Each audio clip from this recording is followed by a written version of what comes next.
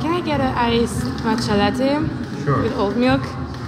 The small size. Okay. Just there to go. Here. Okay.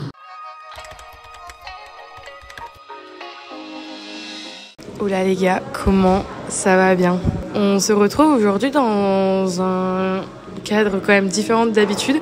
Je voulais faire un gros update sur ces derniers mois puisqu'ils ont été quand même très intenses et j'en avais un peu marre de le faire dans ma maison. Donc on se retrouve ici dans un petit café que je viens de découvrir à New York qui s'appelle The Producer Studio et qui est quand même très sympa, très épuré. Enfin, vous pouvez le voir quand même derrière moi, c'est quand même très épuré. Mais c'est hyper cool pour travailler. Il y a un petit peu de musique dans le fond, je pense qu'on va l'entendre aujourd'hui. Je vais rester comme ça avec mon téléphone pendant tout le long de la vidéo puisque ça sera mon micro. Je n'ai pas encore investi dans un bon micro, mais désolée, je ne suis pas youtubeuse professionnelle. Donc je viens de me prendre un petit matcha et on va discuter les amis parce qu'il y a tellement de choses à dire. J'ai pu annoncer sur surtout Instagram que j'ai déménagé, que je suis arrivée il y a maintenant 3 semaines exactement à New York City. J'ai pris un petit matcha là, comment vous dire?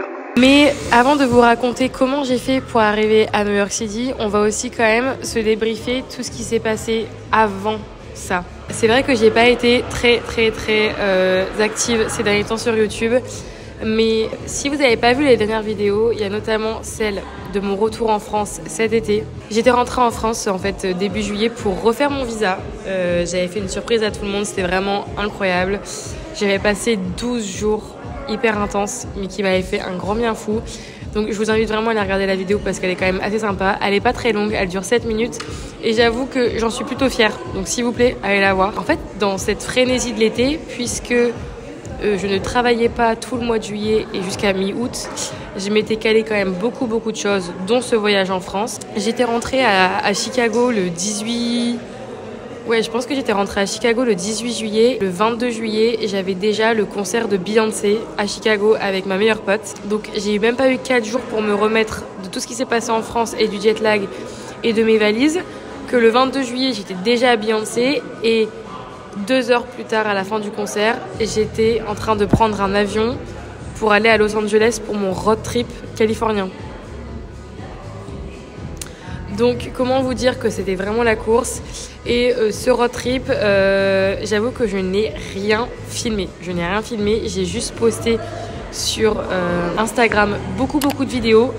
J'ai créé une story à la une justement avec toutes les villes qu'on a fait et des gros recaps.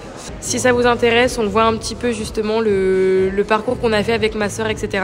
Allez checker sur Instagram, tout simplement. Donc c'est vrai que cette période a été hyper intense puisque de fin juillet jusqu'à mi-août, avec ma soeur, on a fait ces 3 semaines incroyables de road trip sur la côte ouest. On a fait 4 états, on a fait quasiment 5000 km en voiture en 18 jours. C'était épuisant et franchement je suis contente de ne pas avoir filmé parce que c'était déjà tellement de choses. Déjà j'avais tout organisé de moi-même de A à Z. Ma sœur a juste eu à poser ses petites fesses dans l'avion et à me suivre tout au long de l'aventure puisque c'est moi qui avais en charge tout le process du voyage. Et ça me stressait beaucoup. J'avoue que ça me stressait beaucoup parce que c'était un gros investissement en termes de temps et d'argent. Et c'est quelque chose qu'on fait toujours qu'une fois dans sa vie. Donc je voulais vraiment pas que ça passe à côté. C'est aussi moi qui conduisais 92% du temps, puisque ma sœur n'avait tout simplement pas forcément envie de conduire. Donc je me suis quasiment tapé le road trip à moi tout seul. Déjà des photos et des vidéos souvenirs et partagées sur Instagram, ça me prenait déjà beaucoup de temps. Si en plus de tout ça, je devais rajouter le vlog, c'était vraiment impossible. Et vraiment, je l'aurais pas fait de gaieté de cœur. Ça aurait pas été de bonne qualité et ça m'aurait ruiné mon voyage. Et ça aurait pas donné des vidéos que j'aurais apprécié monter, donc je voyais pas l'intérêt. Attendez, parce qu'il est vraiment bon ce petit matcha. Le fait de le faire avec ma sœur, c'était vraiment quelque chose. On a des souvenirs pour toujours et c'est vraiment avec quelqu'un dont vous êtes hyper proche.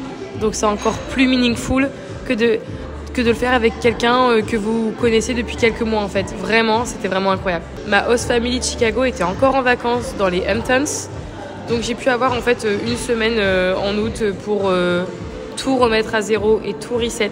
Parce qu'il y a eu tellement de valises, tellement d'affaires, tellement de rangements à faire, tellement de fatigue à essayer de récupérer. Et nous voilà arrivés fin août. J'ai repris le travail avec mon host kid qui était encore en vacances jusqu'à temps qu'il fasse sa rentrée scolaire avant de reprendre un rythme habituel où je me levais à 6h30, je travaillais jusqu'à 8h30 et après j'avais ma journée off jusqu'à temps de le récupérer à l'école. J'étais à fond dans la reprise de YouTube, tous mes projets, etc. qui arrivaient à ce moment-là. Il y a plein de choses qui se sont passées, les gars. Déjà, si vous saviez à quel point j'ai recommencé cette vidéo d'update, puisque j'en ai déjà fait une, en fait, qui est tournée et qui est cutée, qui était prête à être publiée, mais en fait que j'ai finalement décidé de ne pas publier, puisque au moment où je faisais l'update sur mon quotidien et ma vie des derniers mois, j'étais déjà dans le process de, je pense, rematcher et changer de famille, puisque à ce moment-là, ça n'allait plus trop. Donc je voyais pas l'intérêt de vous publier un truc où je parlais pas de vraiment ce qui passait, c'était pas très honnête, donc j'ai supprimé la vidéo et je ne l'ai pas publiée.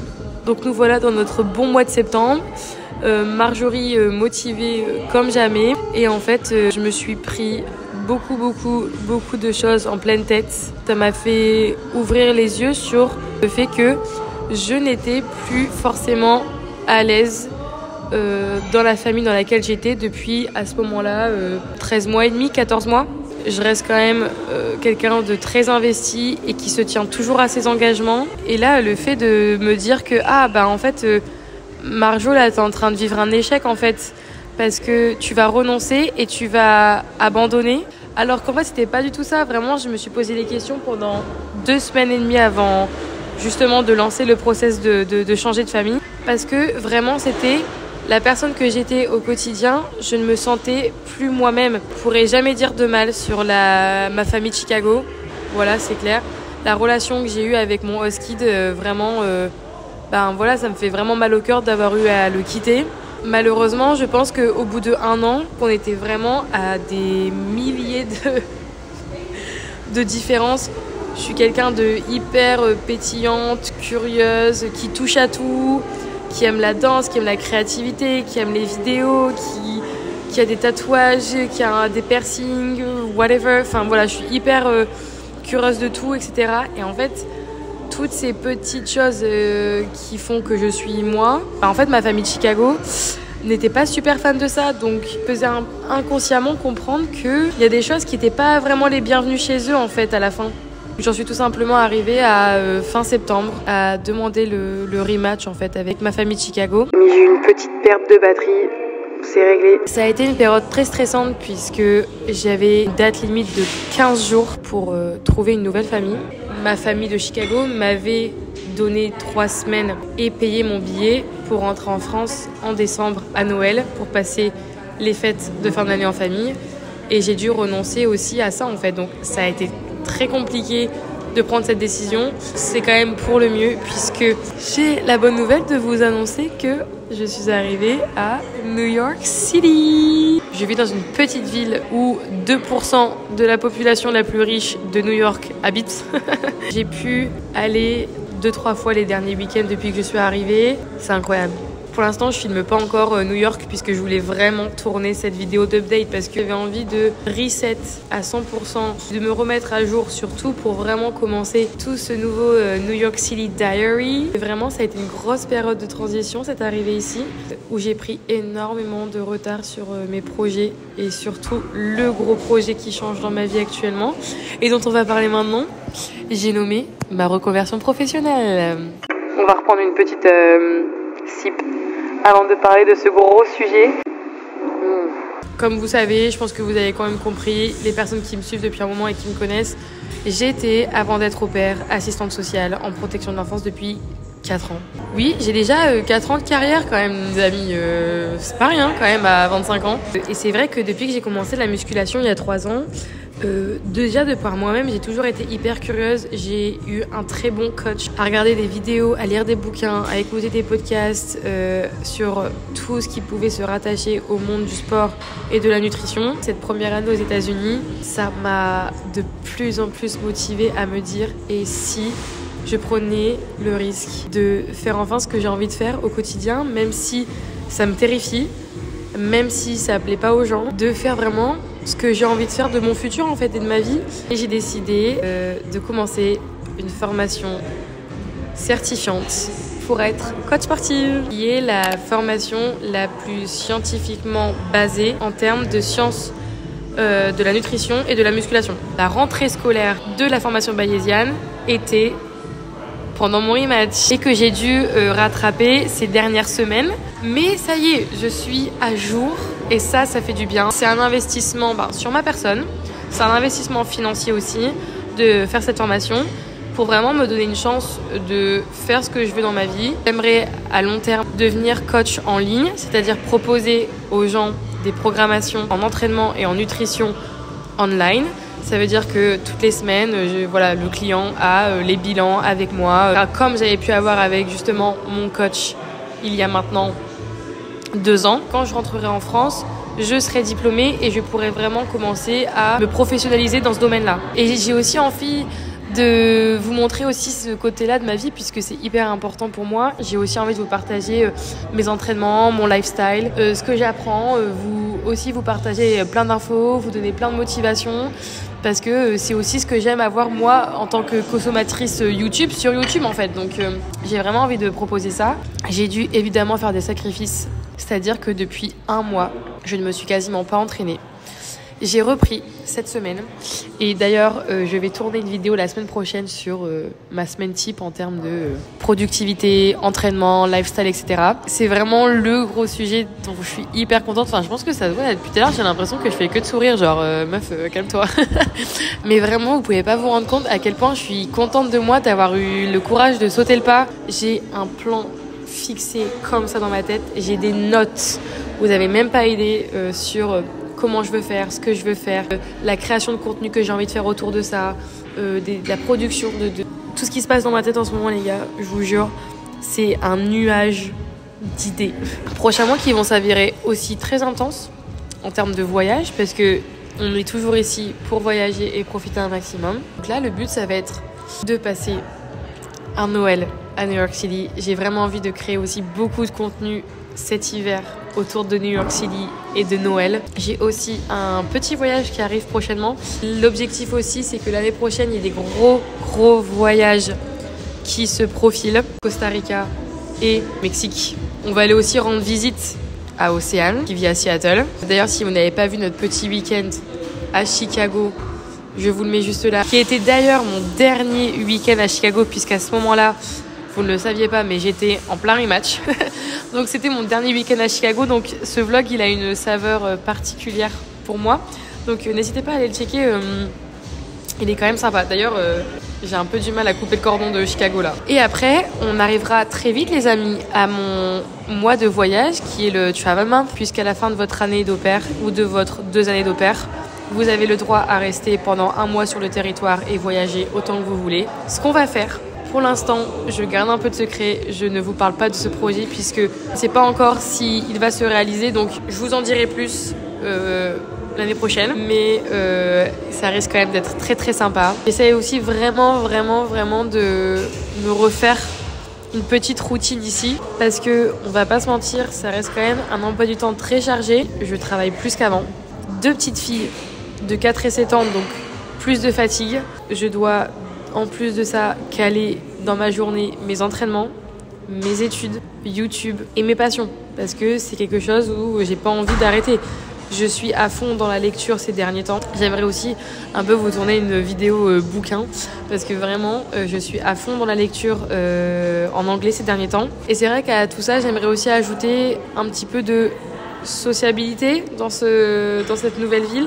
J'ai perdu énormément de monde à Chicago et de repères. Le fait d'avoir recommencé ici, ça n'a pas du tout été simple, surtout en pleine transition automnale où on a toujours ce petit mood de down, c'est le changement de saison, il commence à faire froid, le soleil est moins présent au long de la journée. Toujours une période hyper transitoire pour moi et l'avoir vécu en même temps que le rematch et le changement de ville et avoir dû faire tous ces bagages et avoir dû dire au revoir à tout le monde. Je me suis retrouvée ici dans une famille, encore une fois, que je ne connaissais pas, où je devais apprendre à nouveau à recommencer de zéro avec des inconnus, dans un endroit qui n'était pas du tout familier, où je ne connaissais personne. D'ailleurs, je voulais en profiter pour vous remercier puisque on est plus de 700 maintenant ici sur la chaîne et enfin, ça peut paraître dérisoire, vraiment. En fait, c'est un peu dérisoire, mais pour moi, c'est énorme quand je vois que j'ai des vidéos qui ont atteint des 7000 vues, 2, 3, 4000 vues. Enfin, c'est bête, mais je me dis, il y a autant de personnes qui ont regardé ma face pendant genre 20 minutes, parler ou découvrir quelque chose ou voyager avec moi. Et du coup, ça me rend hyper fière et ça me donne encore plus envie de partager ça. Forcément, je suis parfois un peu frustrée parce que le contenu que j'aimerais proposer sur YouTube, je suis aussi hyper limitée parce que je suis pas chez moi, je suis pas indépendante à 100%. Je dépends quand même d'un schedule qui me permet pas d'être autant créative et de faire autant de choses que je veux. Toutes les vidéos que je fais, tous les montages, toutes les idées, c'est des inspirations, j'ai appris par moi-même, c'est des vidéos YouTube de comment on doit faire ça. J'aimerais encore plus faire, mais pour l'instant, en termes de temps, malheureusement, je l'ai pas parce que je travaille quand même en tant qu'au pair 40 heures minimum par semaine. À ça, je dois ajouter mes études maintenant qui me prennent à peu près une dizaine d'heures par semaine. Et à ça, je dois créer le contenu plus éditer qui me prend aussi une dizaine d'heures par semaine. Recevoir parfois des messages sur les réseaux de personnes que je ne connais pas en réel me disent « continue, c'est super inspirant, t'es génial, etc. » C'est hyper plaisant et c'est là où je me dis finalement j'ai quand même un petit impact. Alors en quoi, je sais pas, mais j'ai quand même un petit impact dans la vie de ces gens et j'ai vraiment envie de continuer à faire ça et de donner encore plus. Même quand je rentrerai en France l'année prochaine, je ne compte définitivement pas arrêter YouTube. Je sais pas si ce petit format un peu dans un café comme ça vous a plu. Moi, je trouve que c'était plutôt confortable. Vous voyez pas, là vous me voyez que moi, mais c'est vrai que vous voyez pas toutes ces petites personnes autour de moi qui me regardent et qui se disent la meuf, ça fait 45 minutes, elle filme tout seule, elle se parle devant sa caméra avec son téléphone en mode micro. Mais c'est ça que j'aime bien ici et qui devrait exister tellement plus en France. C'est que les gens ici doesn't give a shit. Ils s'en foutent. Et encore une fois, je suis en train de m'égarer et trop parler. Mais c'est pour ça que depuis 1 an et demi, une note existe dans mon téléphone sur un potentiel podcast. Parce que j'aimerais tellement avoir un podcast où je peux parler pendant 1 heure et que personne ne m'arrête. Ça serait vraiment mon rêve. On va essayer quand même de s'arrêter là pour aujourd'hui. Ça a été un gros update. Nous sommes à jour. Vous savez tout, quasiment tout. J'espère que cette vidéo vous a plu. Encore une fois, n'hésitez pas à liker et à vous abonner, à commenter, partager, me donner un petit peu de force et de soutien et un peu plus de visibilité. Et on se dit à la semaine prochaine. Des bisous.